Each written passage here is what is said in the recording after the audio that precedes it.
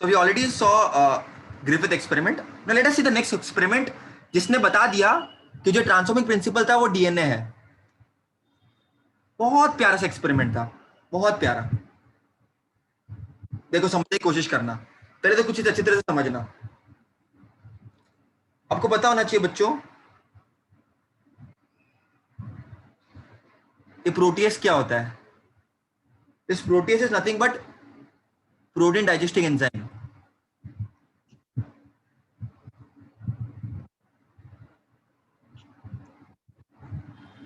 DNS क्या होता है? डीएनए डाइजेस्टिंग एंजाइम, डीएनए को डाइजेस्ट करने वाला।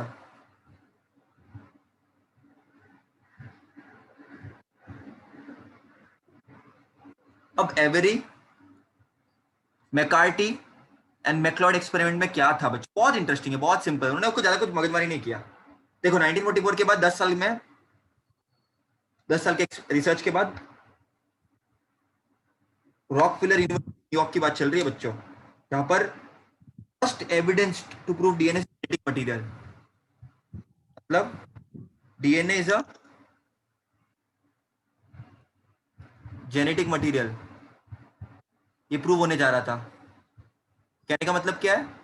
जो ग्रिफिथ बता नहीं पाया था, ग्रिफिथ क्या नहीं बता पाया था? ग्रिफिथ कुछ ना कुछ तो बदल रहा है, कुछ ना कुछ तो ट्रांसफर हो रहा है। क्या ट्रांसफर हो रहा है ग्रिफिथ को मालूम नहीं था, कुछ तो हो रहा है जो आर को एस में कन्वर्ट कर रहा, इसीलिए वो बैक्टीरिया, इसीलिए वो माइस मर रहा। तो पता था उसको कुछ ना कुछ था, बट कुछ ना कुछ क्या है? वो डीएनए है, वो आरएनए है, वो प्रोटीन्स है, वो उसको नहीं मालूम था। इट्स अ क्वेश्चन मार्क, क्या है वो?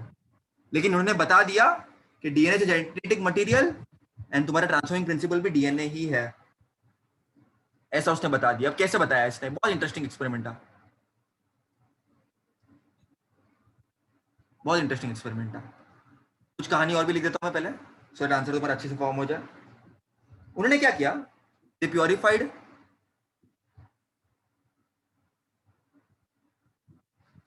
डीएनए, आरएनए, प्रोटीन्स एंड बहुत सारे अदर मटेरियल्स।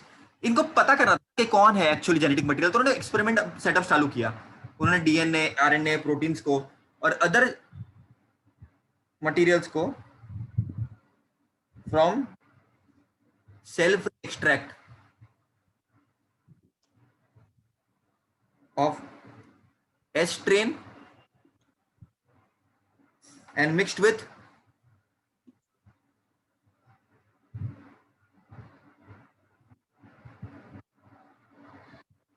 heat killed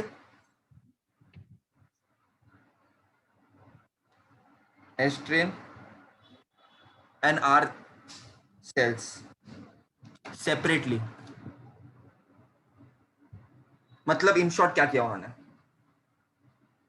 पता यही करना था इसको कि बाबा किसमें इतनी कैपेसिटी है, डीएनए की, आरएनए की, प्रोटीन्स की, या किसी और की, आर सेल्स को एस सेल्स में कन्वर्ट कर सके, क्योंकि आर सेल तो बीमारी कॉज नहीं करता। तो ऐसा कौन है इनमें से? कौन है वो? कौन है वो? कहां से वो आया?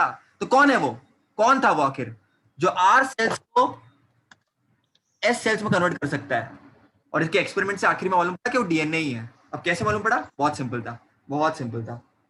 देखो, सिंपल सुनना, अच्छे से सुनना एकदम। इन्होंने क्या किया?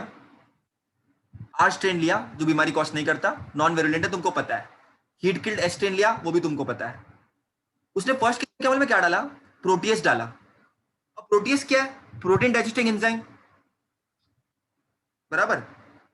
It's a protein digesting enzyme. तो प्रोटीएस उन्होंने ऐड किया, लेकिन माइस फिर भी मर गया। समझना बेटा, कॉन्सेप्ट को समझना, अच्छी तरह से समझना। इसको मैं तुमको पहले वो करके दिखाता हूँ, ड्रॉ करके बताता हूँ, वेट।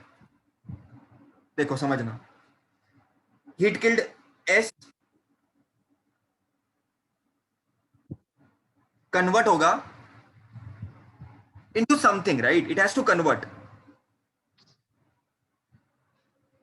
अब कन्वर्ट होगा तुम्हारा जो लाइव आर है, और जब एस में कन्वर्ट होगा लाइव एस सेल्स में, तभी कुछ बीमारी कॉज होगी, तभी कुछ मरेगा कोई। अब देखो समझना एक चीज को अच्छी तरह से, जो प्रोटीएस था तुम्हारा, प्रोटीन डाइजेस्टिंग एंजाइम, वो तुम्हारे स्ट्रेन को क्या करते हैं? Oh shit, just interesting. अगर माइस को मरना है, मतलब अगर मरेगा वो, तब लाइव आर सेल्स कन्वर्ट हो जाएगा एस सेल्स में, जो वायरुलेंट है। अब समझना, ऊपर समझना बच्चों, पहले मैंने प्रोटीएस ऐड किया, मैंने ऐड किया प्रोटीएस, मतलब डीएनए अभी भी अंदर है, ठीक है, डीएनए अभी भी अंदर है। तो हुआ यूं, प्रोटीन तो डाइजेस्ट हो गया, तो साइंटिस्ट को क्या लगा, अगर प्रोटीन को जेनेटिक मटेरियल बनना है, तो अगर मैं प्रोटीज यूज करता हूं, प्रोटीन को डाइजेस्ट करा देता हूं, प्रोटीन को ब्रेक करा देता हूं, तो बेचारा माउस मत बच जाएगा, क्योंकि प्रोटीन तो ब्रेक हो चुका है। लेकिन माउस मरा, मतलब कुछ और है जो एक्टिव है, तो डीएनए एक्टिव था। अब सेकंड केस में देखो, मैंने डीएनए से ऐड किया, डीएनए डाइजेस्टिंग एंजाइम, यहां पर डीएनए अफेक्ट हो गया, डिस्ट्रॉय हो गया, तो इस केस में आर एस में कन्वर्ट ही नहीं हुआ बच्चों, इसीलिए माइस जिंदा बच गया। कितने लोगों पॉइंट समझा? देखो समझना, एकदम समझना। अपने को पता है डीएनए जेनेटिक मटेरियल है, डीएनए के पास ही वो क्षमता है जो आर स्ट्रेन को एस में कन्वर्ट कर सकती है और फिर माइस को मार सकती है, उसके मौत के कारण बन सकती है।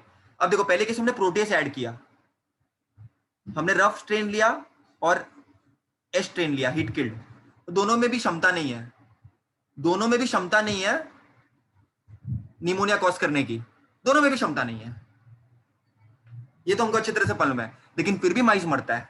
अब किसके कारण मरता है ये हमको पता करना है बच्चों, किसके कारण मरता है। तो हमने पहले केस में क्या किया, प्रोटीएस ऐड किया, प्रोटीएस ऐड किया मतलब प्रोटीन को डाइजेस्ट कर दिया हमने, तो प्रोटीन एक्टिवेटेड नहीं है, तो अगर प्रोटीन जेनेटिक मटेरियल होता तो माइस मर जाता, अब माइस जिंदा रहता, क्योंकि इस केस में प्रोटीन को डीएक्टिवेट कर दिया, प्रोटीन को हमने डीएक्टिवेट कर दिया,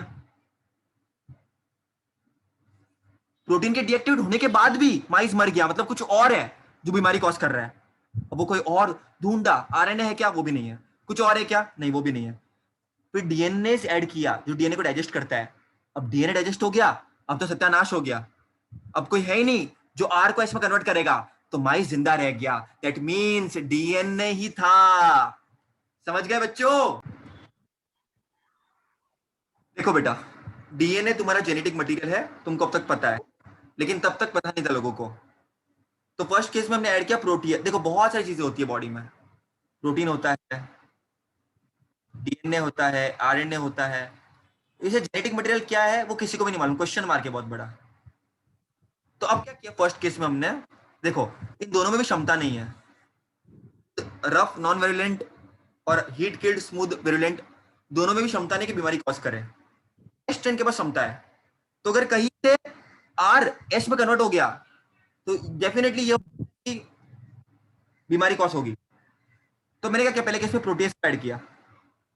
प्रोटीएस क्या है, प्रोटीन डाइजेस्टिंग एंजाइम।